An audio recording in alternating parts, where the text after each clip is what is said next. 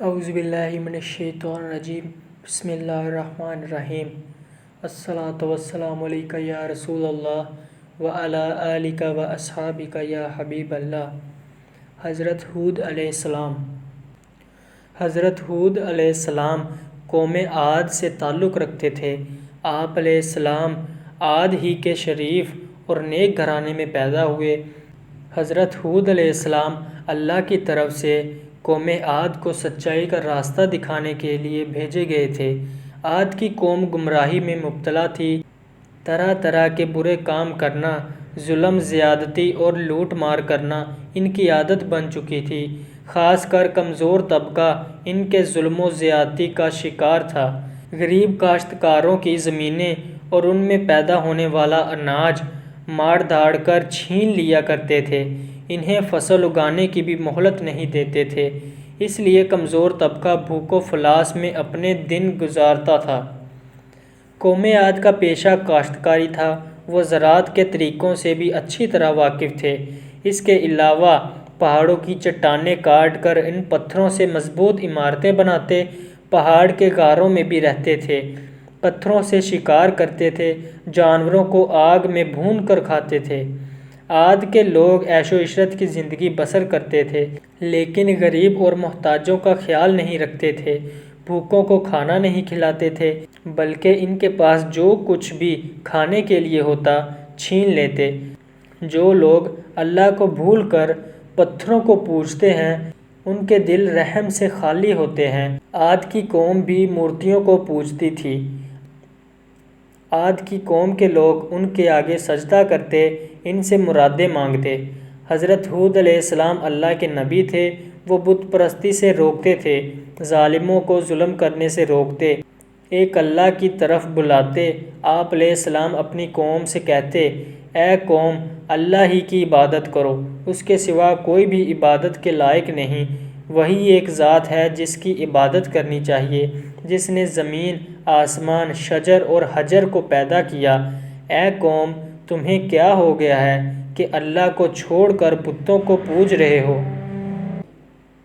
ان بتوں کی پوجا سے تمہیں کچھ حاصل نہیں ہوگا، یہ تمہاری سراسر جہالت اور گمراہی ہے۔ بہتر یہی ہے تم اپنے بتوں سے منہ موڑ لو جنہیں تم نے اپنے ہاتھوں سے بنایا ہے۔ حضرت ہود علیہ السلام نے اپنی قوم کو نصیحت کرتے ہوئے کہا، اللہ تعالیٰ نے تمہیں اور ساری کائنات کو پیدا کیا، زمین میں رزق کا سامان پیدا کیا، تم کھیتی باڑی کرتے ہو، تم زمین سے زیادہ اناج حاصل کرتے ہو، اس کے باوجود جو تم دوسروں کا اناج چھینتے ہو، بلکہ تمہیں تو چاہیے تھا کہ اپنے اناج میں سے محتاجوں اور غریبوں کا حصہ نکالتے، بھوکوں کو کھانا کھلاتے تاکہ وہ بھی تمہاری طرح زندہ رہ سکیں۔ لیکن تم ایسا نہیں کرتے۔ جو کچھ اللہ نے تمہیں دیا ہے، اس کا شکر بجا لاؤ۔ اس کا طریقہ یہ ہے کہ جن کے پاس اناج نہیں ہے، تم انہیں کھانے پینے کا سامان دو۔ اگر تم ایسا نہیں کرتے تو یہ تمہاری بدبختی کی علامت ہے۔ حضرت ہود علیہ السلام کی نصیحتیں سن کر لوگ جواب دیتے، ہم سے کیا چاہتے ہو؟ ہم جو کچھ کرتے ہیں ہماری اپنی مرضی ہے، ہم اپنی محنت سے اناج پیدا کرتے ہیں، ہم کسی بھوکے کو کیوں کھلائیں؟ ہمارے پاس جتنا اناج ہوگا ہم طاقتور کہلائیں گے۔ ہم وہی کرتے ہیں جو ہمارے باپ دادا کیا کرتے تھے۔ حضرت ہود علیہ السلام کہتے کہ مجھے اللہ نے نبی بنا کر بھیجا ہے تاکہ تم کو اچھی باتیں بتاؤں اور بری باتوں سے آگاہ کروں اور برے کاموں کو روکوں۔ اگر تم صحیح اور سیدھے راستے پر نہیں چلو گے تو اللہ کے عذاب سے نہیں بچ سکتے۔ حضرت ہود علیہ السلام بار بار اپنی قوم کو نصیحت کرتے رہے۔ ایک مرتبہ پھر آپ نے انہی باتوں کو دہرایا، اے قوم، میری بات مان لو، میں تمہارا بھلا چاہتا ہوں، جو کچھ میں کہتا ہوں اس میں تمہاری بھلائی ہے۔ حضرت ہود علیہ السلام نرمی سے سمجھاتے کہ کسی کمزور پر ظلم نہ کرو، کسی کا رزق تنگ نہ کرو۔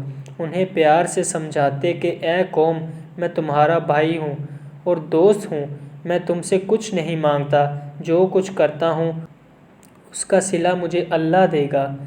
قوم کا شبہ دور کرتے ہوئے کہتے، اے قوم، کیا تم یہ سمجھ رہے ہو کہ مجھ پر ایمان لاؤ گے تو تمہاری کھیتی باڑی برباد ہو جائے گی اور تمہارے عیش و عشرت میں خلل پڑے گا؟ ایسا کبھی نہ سوچو۔ اگر تم بتوں کی پوجا چھوڑ دو اور مجھ پر ایمان لے آؤ تو اللہ تعالیٰ تمہارے مال اور اولاد میں برکت دے گا، تمہیں قوت عطا کرے گا۔ آپ علیہ السلام نے اگلے زمانے کی باتیں یاد دلاتے ہوئے کہا، اے قوم، کیا اللہ نے گمراہوں کو ہدایت دینے کے لیے حضرت نوح علیہ السلام کو نبی بنا کر نہیں بھیجا تھا؟ اس قوم نے اللہ کی باتوں کا انکار کیا تو کس طرح اللہ کے عذاب نے انہیں پکڑا تھا۔ پھر تم میرے نبی ہونے کا کیوں انکار کرتے ہو؟ آپ علیہ السلام نے بتوں کے بارے میں فرمایا، یہ بت جسے تم اپنا معبود سمجھتے ہو، یہ نہ کسی کے ساتھ بھلائی کر سکتے ہیں، نہ یہ تمہیں نقصان پہنچا سکتے ہیں، بلکہ تم خود اپنا نقصان کر رہے ہو۔ آپ علیہ السلام نے انہیں آگاہ کرتے ہوئے کہا، اے قوم، تمہارے جھوٹے معبودوں پر نہ میں ایمان لاؤں گا نہ ان سے ڈروں گا۔ میرا بھروسہ اللہ پر ہے جو تمہارا اور ہمارا پروردگار ہے۔ قوم عاد کے لوگ برابر نصیحتیں سنتے لیکن کوئی توجہ نہیں دیتے، ایک کان سے سنتے تو دوسرے کان سے اڑا دیتے۔ ایک روز قوم عاد کے لوگوں نے حضرت ہود علیہ السلام سے پوچھا، کیا تم بار بار نبی ہونے کا دعویٰ کرتے ہو تو اس کی تمہارے پاس کیا دلیل ہے؟ ہمیں دلیل دکھاؤ، ہم دیکھنا اور سننا چاہتے ہیں۔ بغیر دلیل دیکھے ہم اپنے معبودوں کو نہیں چھوڑیں گے۔ اور یہ بھی بتاؤ کہ جس عذاب کی بات کر کے ہمیں ڈرا رہے ہو وہ عذاب کب آنے والا ہے؟ حضرت ہود علیہ السلام نے جواب دیا کہ تم مجھ سے سوال کرتے ہو کہ عذاب کب آنے والا ہے، یہ تو اللہ ہی بہتر جانتا ہے۔ میں تو صرف اللہ کا پیغام پہنچانے والا ہوں اور آنے والے عذاب سے خبردار کرنے والا ہوں۔ ان تمام کوششوں کے باوجود گمراہ قوم راہ راست پر نہ آئی۔ اللہ کے غضب نے جوش مارا اور عذاب کے آثار پیدا ہونے لگے۔ بارش نہیں ہوئی، پانی کی بے حد قلت پڑ گئی، خشکی سے زمین چٹکنے لگی، کنویں سوکھنے لگے، کھیتوں میں آب پاشی کے لیے بھی پانی نہیں تھا، درخت پودوں کی ہریالی ماند پڑنے لگی، پھول مرجھانے لگے۔ قوم عاد پانی کے لیے ترس رہی تھی، پانی کا ایک قطرہ بھی میسر نہیں تھا۔ حضرت ہود علیہ السلام نے اپنی قوم سے کہا، اے میری قوم، اپنے رب سے گناہ بخشواؤ اور پھر رجوع کرو تاکہ اللہ بارش برسائے۔ نافرمان لوگوں نے کہا کہ ہم اپنے گناہ نہیں بخشوائیں گے اور تمہیں رسول بھی نہیں مانیں گے۔ لوگ بارش کے لیے ہر وقت آسمان کی طرف دیکھتے رہے، شاید کہیں سے بادل آ جائے اور بارش برسائے۔ ایک روز ایسا ہی ہوا کہ بادل کا ایک ٹکڑا نظر آ گیا۔ لوگ دیکھ کر خوش ہونے لگے کہ اب بارش ہوگی۔ حضرت ہود علیہ السلام نے فرمایا، جو تم دیکھ رہے ہو یہ برسنے والا بادل نہیں ہے، یہ بادل نہیں بلکہ عذاب کی علامت ہے۔ جس عذاب کی میں خبر دیتا تھا اس کا وقت آ پہنچا ہے۔ جو کچھ مجھے کہنا تھا وہ کہہ چکا۔ جو لوگ حضرت ہود علیہ السلام پر ایمان لا چکے تھے ان کے بارے میں حضرت ہود علیہ السلام سے اللہ نے فرمایا کہ جو لوگ ایمان لائے ہیں ان کو اپنے ساتھ لے کر کسی محفوظ مقام کی طرف چلے جاؤ۔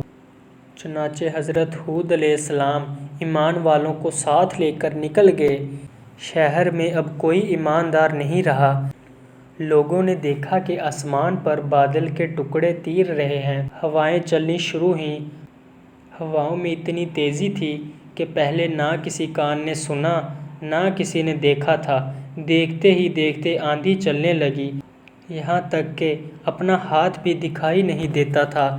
ہر طرف مٹی اور دھول اڑ رہی تھی، بڑے بڑے درخت جڑ سے اکھڑنے لگے، ہر طرف اندھیرا چھا گیا، ہر شے ہوا میں اڑنے لگی۔ آدمی بھی نہیں ٹھہر سکتا تھا نہ بیٹھ سکتا تھا۔ ہوا کے زور سے بڑی بڑی مضبوط عمارتیں بھی گر گئیں۔ ہر طرف چیخ و پکار کی آوازیں ہواؤں کے شور میں دب کر رہ گئیں۔ قوم عاد کو اپنے مضبوط مکانوں پر بڑا ناز تھا۔ یہ تمام مکانات زمین بوس ہو گئے۔ زمین پر کچھ بھی نہیں بچا۔ یہ آندھی 8 دن اور 7 راتیں رہی۔ جب آندھی تھمی تو لاشوں کا پتہ بھی نہیں تھا۔ عاد کی قوم نے غرور و تکبر کیا، ایک اللہ کو چھوڑ کر بتوں کو ماننے لگے، انہی سے مرادیں مانگا کرتے تھے۔ نبی کی باتوں کا انکار کیا۔ جب عذاب کے دن قریب آنے لگے تو اللہ نے نیک لوگوں کو بچا لیا، گمراہوں کو عبرتناک سزا ملی۔ عاد کی قوم کا صرف کتابوں میں ذکر پایا جاتا ہے۔ تباہ شدہ شہر کے کھنڈرات آج بھی درس عبرت دینے کے لیے زمین پر دیکھے جا سکتے ہیں۔ حضرت ہود علیہ السلام کا مقبرہ حضرموت میں مکہ سے 9 میل شمال کی جانب ہے۔